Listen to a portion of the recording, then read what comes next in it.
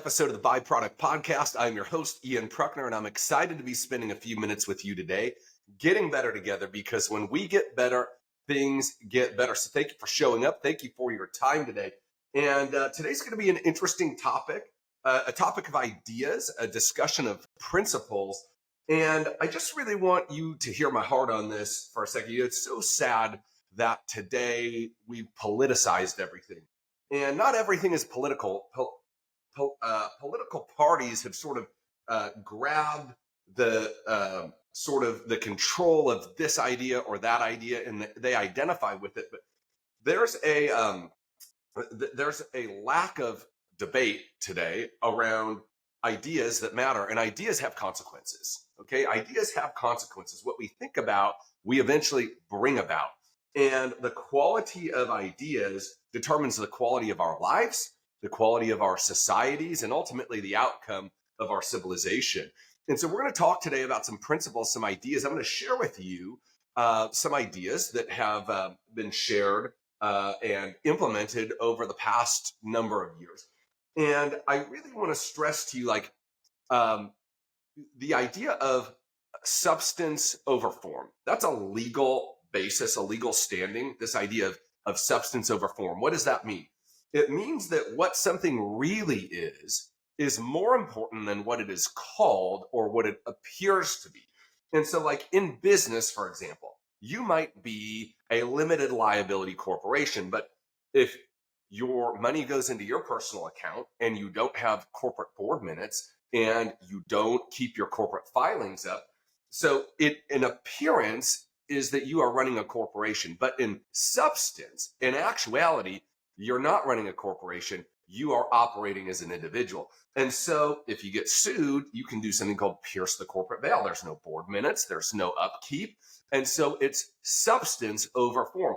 What is actually happening versus what somebody says is happening. And today there's a whole lot of the opposite. There's a whole lot of form over substance. I think that's really, really hard for us as a society. I think it's really, really negative. It's hard to have dialogue today. If you're a Democrat, a lot of Democrats don't want to even discuss things that appear to be Republican, and vice versa. There's a lot of Republicans that say, well, that's a Democratic idea or a Democratic ideology, and I'm not even going to listen to it. And my politics have always been a substance over form. There are principles that matter. Why do they matter? Because they've been proven to work or proven not to work. Again, ideas have outcomes. There are principles and ideas that I value. And so it does not matter to me which name adopts those ideas. Republican, Democrat, Libertarian, Green Party, doesn't matter. What matters to me is the actual idea. And that's what should matter to everybody. And unfortunately, that's not how things are today, right? We've been very, very much programmed for form over substance instead of substance over form. What are the ideas? What are the principles that work? And let's adopt those. And whoever owns those ideas, and not owns them, but let's call them, implements those ideas. Whoever champions those ideas, those are the people, regardless of their name, regardless of what they claim to be or somebody else claims them to be.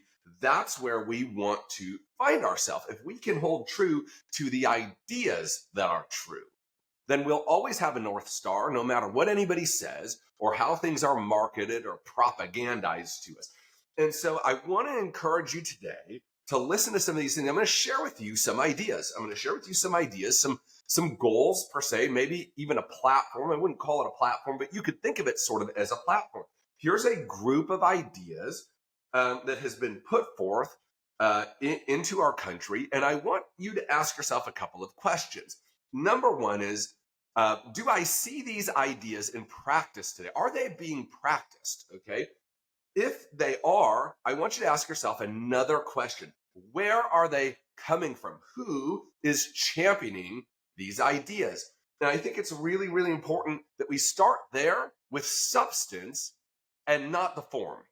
Okay? Because when we can talk substance, then we can talk substantively, right? We can have real conversation. We can have meaningful dialogue. We can find the things that matter to all of us apart from partisanship, apart from this form over substance, apart from who I'm aligned with, and instead what I'm aligned with.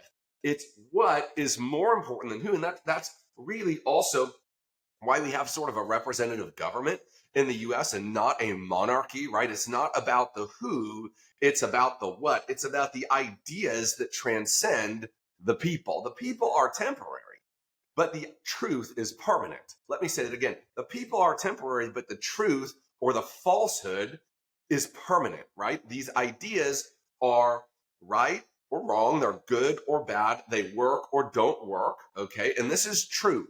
All ideas have consequences. And so I want to share with you some ideas. And again, I want you to go substance over form. And I want you to ask yourself these two things. I'm going to read them to you. They're part of a bigger platform, a bigger set of goals. I'm not going to read all of them to you. I'm just going to read some of them to you for the sake of time. But again, I want you to ask yourself two questions. Do I see this happening in our society today? Is there evidence that these ideas are being implemented? Okay, number one. Number two, I would ask you, what is the cause? Is this good? Is this helping us? Are these hurting us? Are these generally positive? And if so, why? Not because I'm told they are, but what do I see with my own eyes, my own ears? How do I interpret this information? So do I see these ideas in practice? Are they helping or harming us? And if I do see them in practice, number three is, where are they coming from? Who is championing them?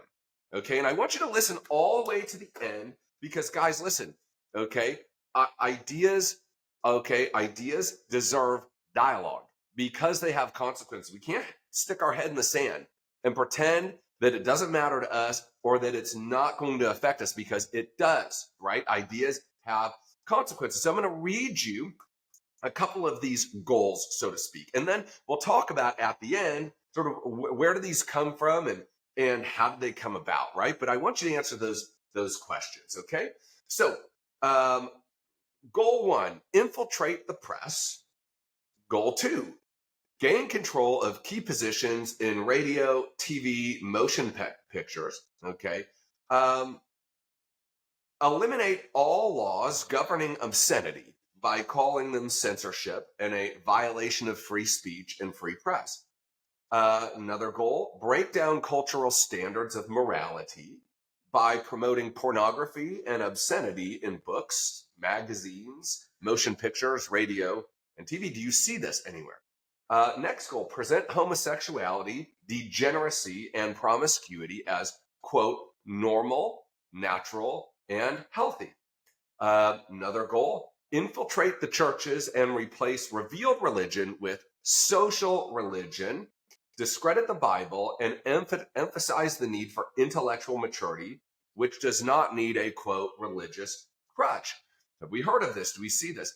Eliminate prayer or any phase of religious expression in the schools on the grounds that it violates the principle of separation of church and state. Okay.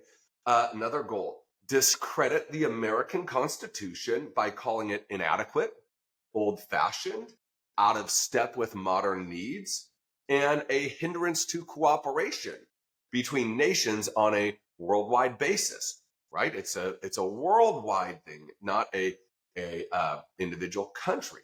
Another platform piece is discredit the American founding fathers, present them as selfish aristocrats who had no concern for the common man, or maybe racists, or something else along those lines. Next goal, belittle all forms of American culture and discourage the teaching of American history on the ground that it was only a minor part of the big picture. Let's see here. Infiltrate and gain control of unions, infiltrate and gain control of big business. Here's some interesting ideas. Transfer some of the powers of arrest from the police to the social agencies. Treat all behavioral problems as psychiatric disorders, which no one but psychiatrists can understand or treat. Let's see, dominate the psychiatric profession and use mental health laws as a means of gaining coercive control over individuals. discredit the family as an institution, encourage promiscuity and easy divorce. Here's one. Emphasize the need to raise children away from the negative influence of parents. Attribute prejudices, mental blocks, and retarding of children to suppressive influence of the parents. Let's see here. So these are just a few of these ideas. Create the impression that violence and rioting are legitimate aspects of the American tradition. So these are a handful of ideas. There's more, but for sake of time, because I want this to be short and sweet, and I want this to evoke some thinking in you, right? And in the people that listen to it, because we've stopped thinking. We've let the media do our thinking. We've let the pundits do our thinking. We've let the political figureheads do our thinking. And when we outsource thinking, we can't really be upset when we get a pile of crap back, right? Because we outsourced our own agency to people who don't care about us, who don't know us, and are disinterested in us. So I read you about 20 different things here. Again, think of these as like ideas or goals or a platform of ideas. These things are important to us, who is us. So have you seen any of these in play in society today? I think everybody would probably say yes. Okay, yes. And some of these things are clearly in effect, like, removing prayer from schools. That was something that was done actually under the ground, stated here. So do you see these things happening in society? The attacking of the founding fathers as being out of touch and racist, and so we shouldn't listen to them. The Constitution is old-fashioned. It doesn't keep up with today's needs. Okay, it takes a village to raise a child. You've heard these things before. The social agencies taking power of arrest, right? Like this is happening all over the place with things like the FTC, the SEC, Homeland Security, Department of Health and Human Services, all these entities that have garnered great power over your lives. They're unelected. They have no accountability, but yet they control a lot of aspects of what happens to you. So are these things happening? Are they happening? I would submit to you they are happening. I think it's very clear for anybody to see, no matter what your political affiliation is that yes, these things are occurring. Okay. And then the question I have for you is, where primarily are these ideas originating from? Who pushes these forward? Who champions these sorts of things? Where does it come from? And I want you to just think, where do I see these ideas bubbling up? Who supports these? Whose goals are these for this country? I want you to answer that question. And now I'm going to share with you a little bit about where these came from. So the first thing I want you to know is that these goals were written in 1958. In 1958. And that's a long time ago, right? Okay, like 60, 70 years ago. And I want you to stop and think there, because some of what and much of what they're talking about here in 1958, these things were not social topics like they are today, right? They were very, very far from that for the most part. So somebody with a lot of foresight, right? A lot of ideation about what the future might look like if they could create it, wrote these. These were rather visionary in some way, and by the fact that they didn't exist in society a lot, right? So in 1958, prayer had not been removed from schools. In 1958, the media and the press and things were largely very conservative, right? Like, Elvis shaking his hips was a big problem on network television. So these ideas, while they are extremely familiar to us today and permeate a lot of our society in almost every way and almost every day, at the time these were written, these were very, very far-fetched ideas. These goals seemed very, very far off. Okay, so these were written in 1958. Who were they written by? These goals are the communists stated goals for America. These are the goals of the Communist Party as it relates to the United States as of 1958. These goals were written in a book called The Naked Communist by a gentleman named Cleon Skousen. And Cleon Skousen in the 1950s worked as an understudy of J. Edgar Hoover. J. Edgar Hoover was actually the first director of the FBI. And so prior to that happening, and after the fall of Nazi Germany, but before the Cold War and the Red Scare and people's awareness of the evils of communism, J. Edgar Hoover tasked Cleon Skousen to research this idea. It was very unfamiliar to people in the United States at that time. And so Cleon Skousen spent a number of years researching the founders of communism, everywhere communism had been applied, the ideas, the thought processes, the infrastructures, and through interview and reading source material and observation of all of the previous attempts at communism, Cleon Skousen created this list. I read you about 20 of them. There's 45 of them, called the 45 Communist Goals for America. It was written in 1958. In the early 1960s, the entire book, but especially this list of 45 goals, was read into the congressional record.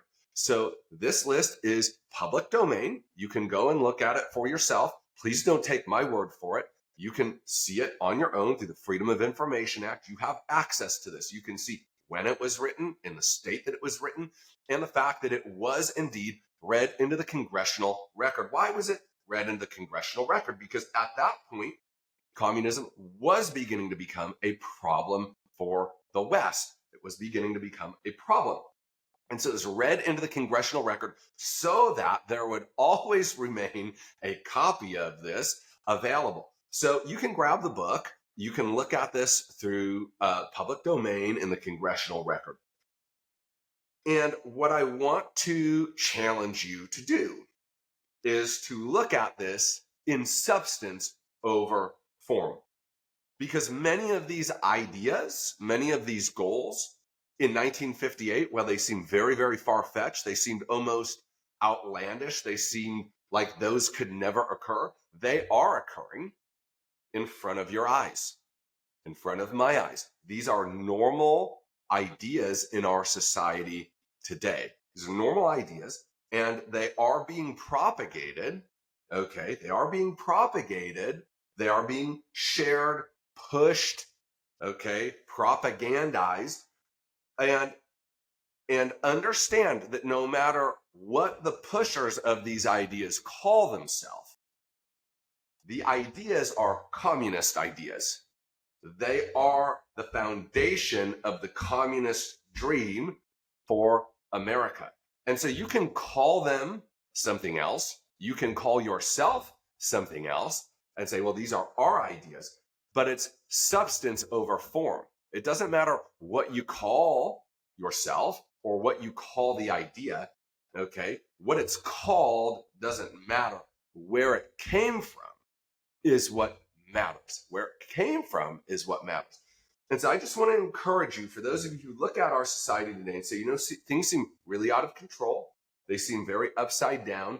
This doesn't seem to be the land of the free, with free speech and the freedom to do things free from propaganda and all these other ideas. I just want you to understand where these ideas originated, and that as we begin to implement more and more, or have them rather implemented upon us more and more, we are moving more and more and more away from a constitutional republic and moving further and further and further down the dangerous dregs of communism. Folks, communism and communist governments have been responsible for 95 million deaths of their own citizens in just the last 100 years. This is a statistic, a fact that you can look at. It is public domain. Okay, there has been exhaustive research on this. These aren't